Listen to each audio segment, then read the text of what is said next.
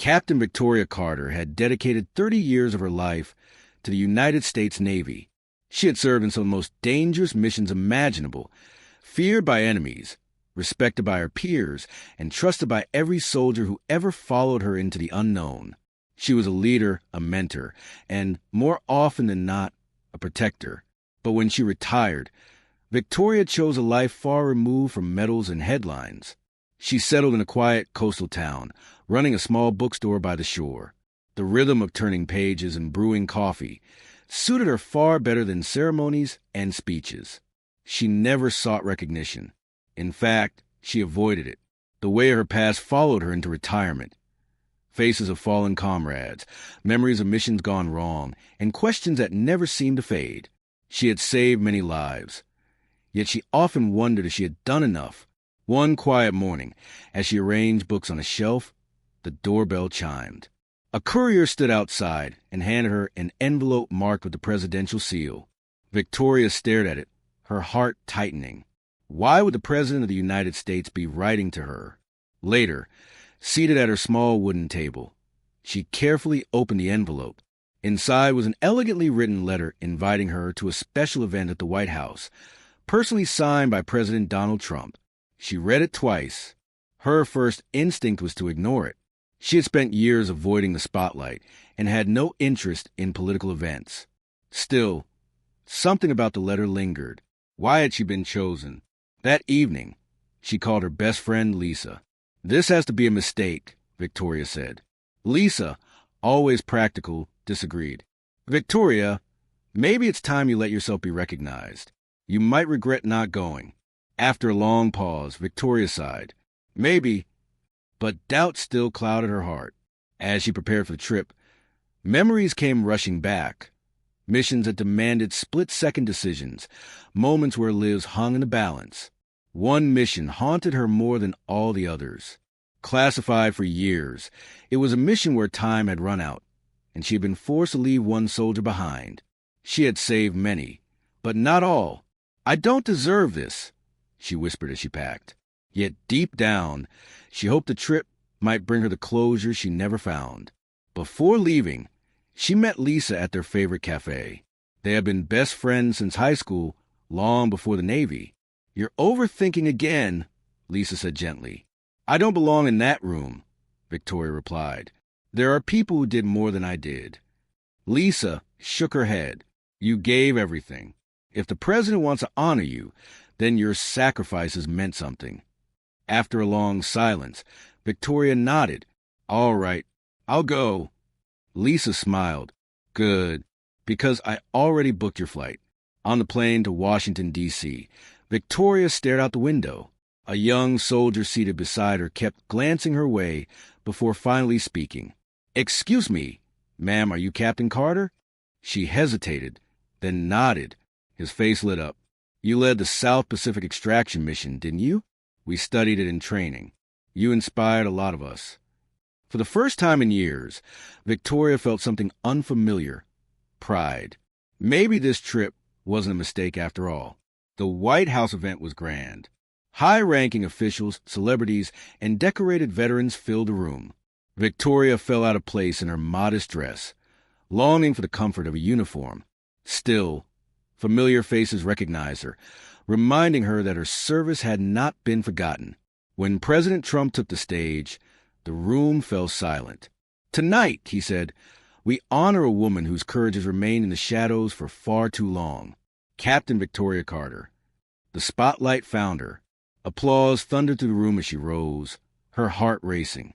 Years ago, the president explained, a classified mission nearly ended in tragedy, but one woman's bravery changed everything. Under heavy fire, she had led an extraction that saved an entire unit. Until now, the story had remained untold. With hesitant steps, Victoria walked onto the stage. "America owes you a debt of gratitude," the president said. "Your heroism is no longer a secret."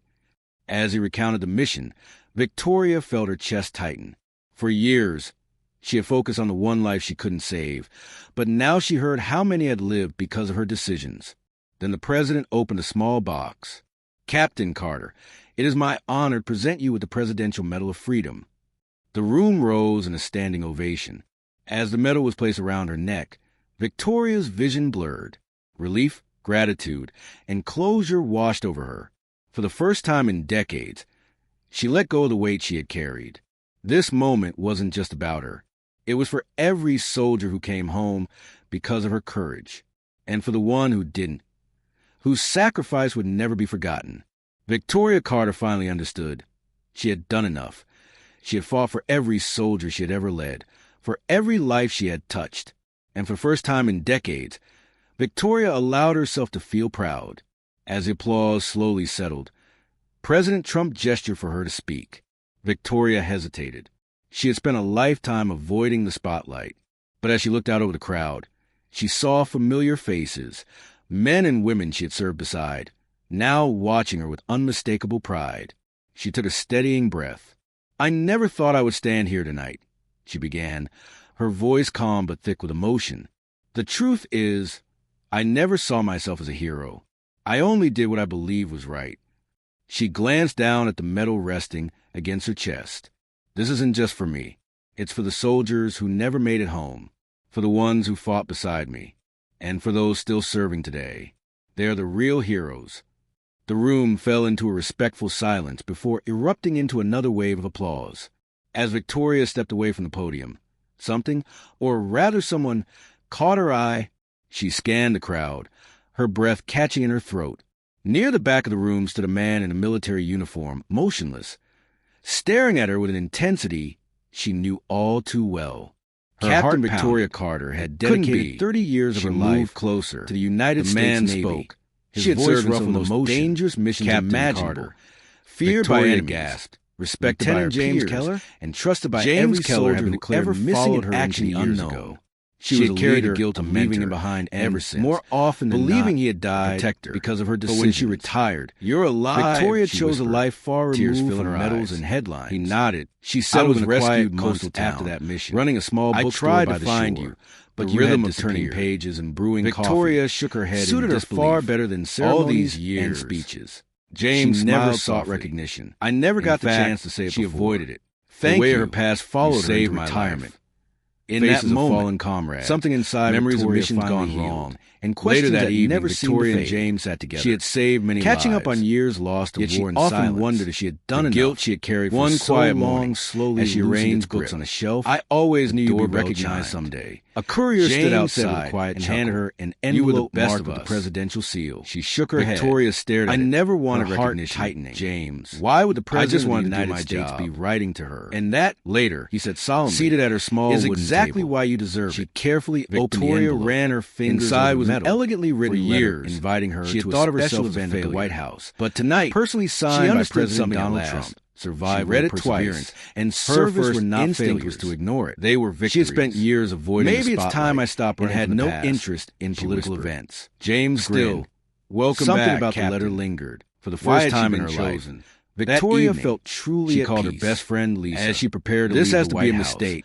A presidential aide approached Lisa. Captain always Carter, practical. The president would like to meet with Victoria, you privately in the Oval Maybe Office. It's time you let yourself be recognized. She blinked. You might regret not going. Minutes later, after a long pause, she stood in the historic office as President Trump greeted her warmly. But doubt still Captain Carter, I wanted to personally thank you for your service. Memories came rushing back. We need more people like missions that demanded I just did my duty, sir.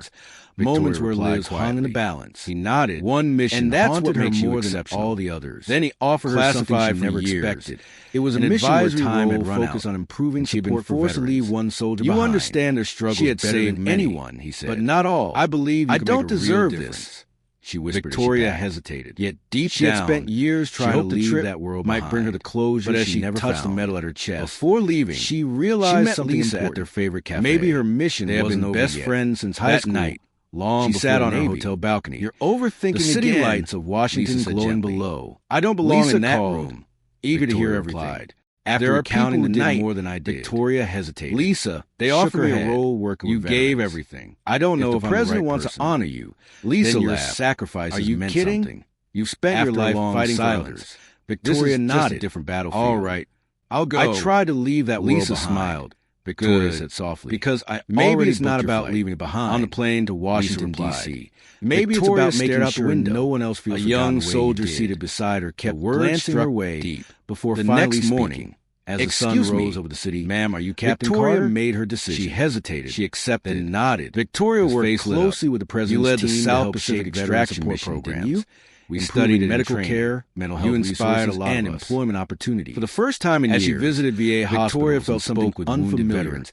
Pride. She saw reflections maybe of her former self wasn't a mistake strong, after all. Struggling, the White House event was grand. She shared her high-ranking officials, celebrities, do you really think things will change? Veterans filled one young soldier asked. Victoria fell out of place in her modest dress, determination, longing for the shining in her eyes.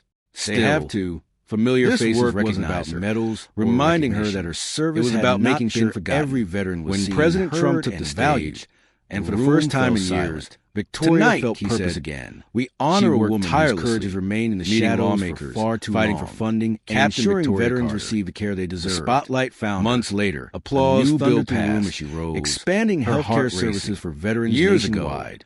The president explains, Victoria, a classified mission nearly ended in tragedy. Lisa called, one woman's bravery changed everything. You're becoming a legend under heavy fire. Victoria she led an extraction that saved I'd rather just be someone who made a difference. Until now, she was no longer running untold. With hesitant using it to build a better future. Victoria walked onto the stage. Her mission wasn't over. America owes you a debt of gratitude. Years later, your heroism has changed countless lives. As she never sought fame, Victoria felt dedication spread quietly. For years, one day, she had focused on the one life she couldn't save, from a soldier's widow. But now she heard how many had lived because my husband got the help he needed. And the president opened small ways no battlefield ever could. It is my honor to present Victoria wiped away a freedom.